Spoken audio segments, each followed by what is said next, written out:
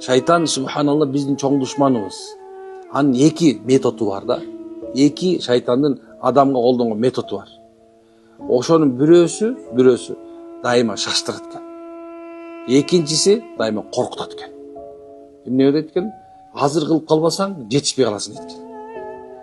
Эми азмуну берип койсоң ачка каласың деп коркутат экен. Демек шайтан, субханалла, мен айткан мынакей жаз келатат мына дыйкандар.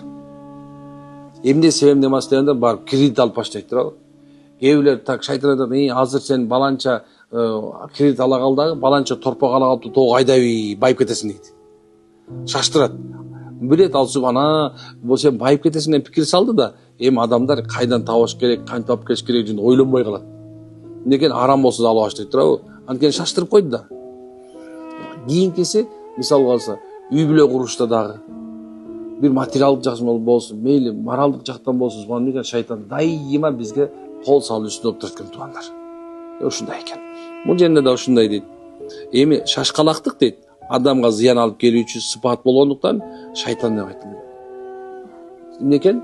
Шашкалактык дайым адамга эмне алып келет экен? Зыян алып келет. Зыян. Ошон үчүн мындай 7 өлчөп 1 кес деп айтат. 7 өлчөп 1 кес дейт. Эгерде сен бүгүн азыр туура эмес кесип алып турган болсоң, анда эмне экен? Эртең өмүр бою кыйналыш керек болот.